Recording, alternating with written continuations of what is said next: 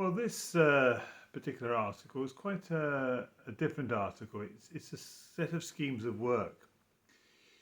The heart of the article, and why I've included it, is because it's a reflection of 20 years teaching in history.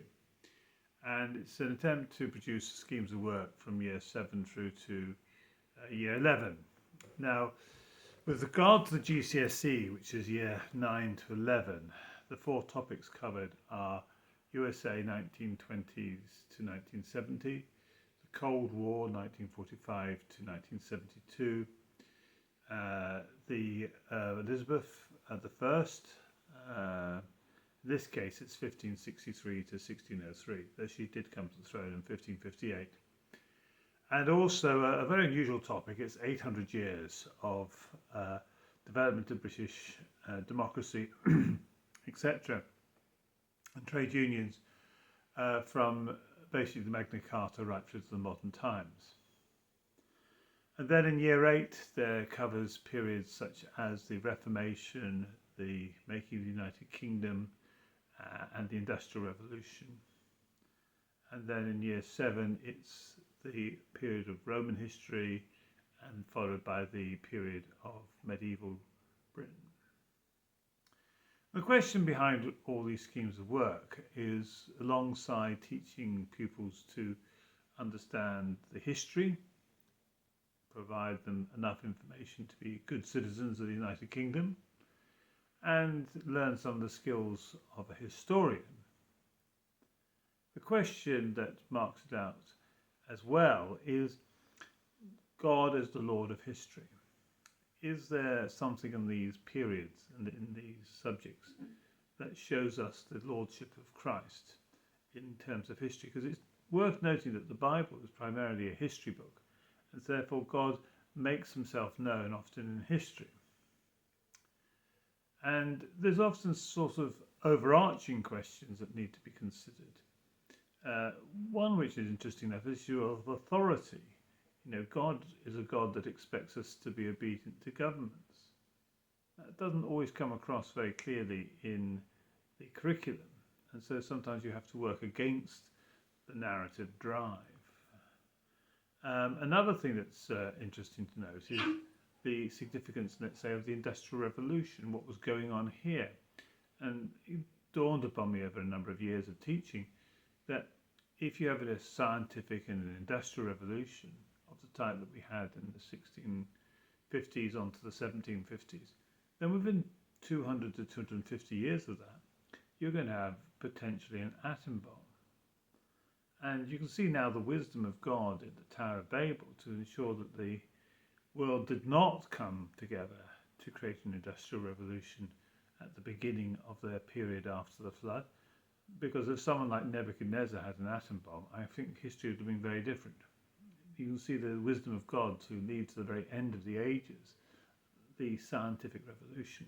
A scientific revolution under the Romans, the scientific revolutions under the Genghis Khan, the scientific revolution under other periods of history would have potentially have created the type of scientific instruments of destruction that in the hands of a tyrant would be totally awful. Imagine if Hitler had got the atom bomb before us, you would have a very different world. Or if Stalin had got the atom bomb first. You can see that God has had to work very hard in history to make sure things work the way they should do. Another little issue that I wondered about as I was teaching is, how on earth did democracy end up being created in the United Kingdom? What was it that was unique about this nation that created a sort of, you might say, laboratory for exploring the possibilities of some form of democratic control, albeit very crude and not exactly representative of the entire nation.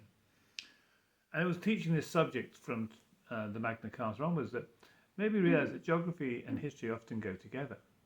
And in this case, the United Kingdom does have a unique geographical position. It's an island off a continent. It benefits, therefore, from all the intellectual activity of a continent, but at the same time, once it has a well-developed navy, it has some degree of security from invasion. And so you notice that really from about 1600 onwards, when the English and then later the British developed a very strong navy, there was a great deal of security in terms of intellectual development, in terms of property transfers, and people could invest their time and energy. But this had happened, actually, to be fair, before them. I, in some ways, think that Alfred the Great partly set this up with a model of kingship that was based on servanthood. And it's very interesting that William the Conqueror made it clear that he was following the laws of Alfred the Great, and that he maintained the entire administrative structure that he had set up. But all the lords of the Saxon origin were got rid of, and the whole land was transferred over to Normans. But the basic shires and the concept of the hundreds and the way that the administration was carried out was very much still Alfred's. But you see with the Magna Carta and other developments that happened after that, there was a growing sense of political maturity. But I was quite surprised by a documentary recently. I think it was Michael Wood was the person who was doing the documentary on BBC, pointing out that this particular village in Leicestershire that we're just doing some looking in detail at, that even in the 14th and 15th century, contrary to what they'd thought, most of the villagers knew how to read and write, and that they were writing letters, often to the colleges in Oxford, to recommend some of their students to study there because they showed intellectual aptitude. And you realise that actually the England of the 13th, 14th and 15th century was not quite the Monty Python sketch of bring out the dead and mud and squalor.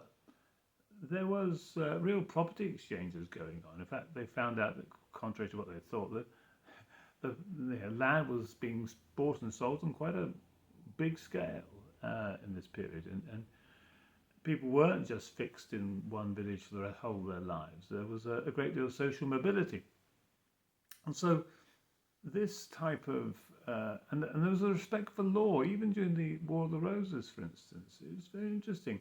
During the War of the Roses, property was still being bought and sold, and people still kept to the contracts. And there was a sense of, once the contract was signed, it was to be honoured and obeyed. And it didn't actually matter if the local nobles were killing each other.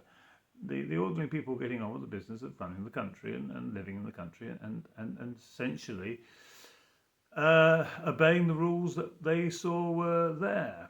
And somehow, in some way, Parliament became more and more a part of the English society.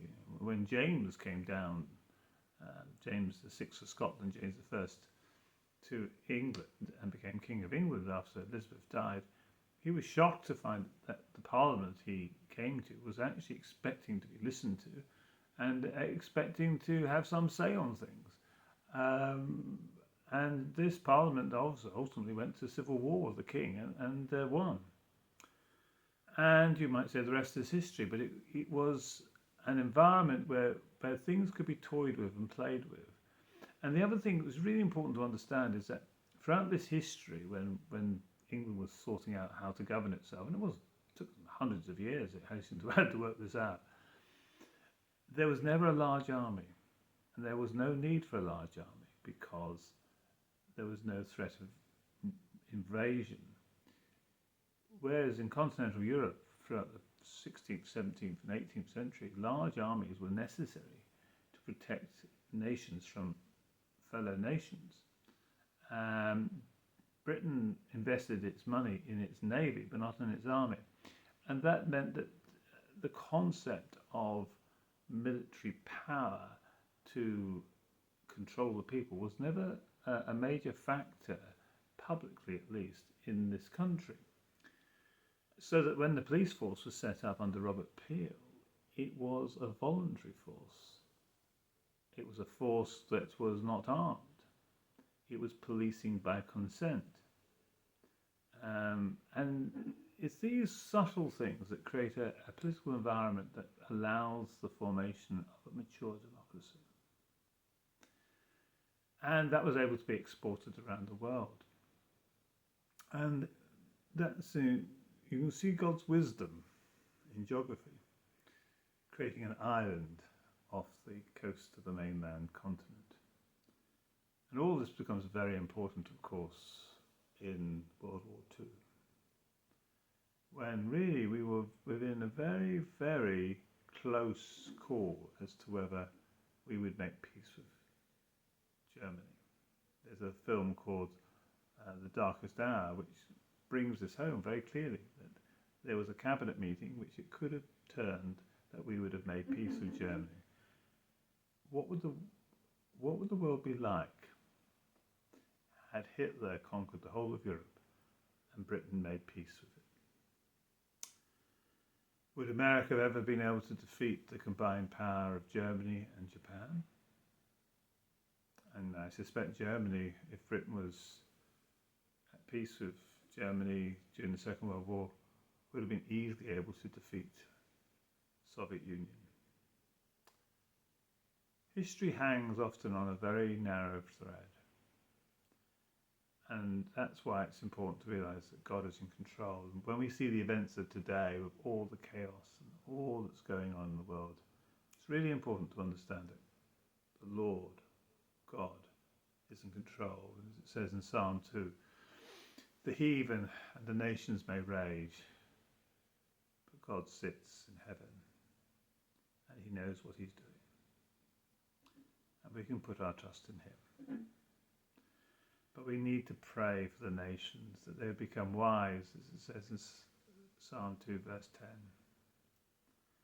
Kings be wise, judges be instructed. Kiss the Son, lest he be angry. That's my prayer. Well, thank you for listening.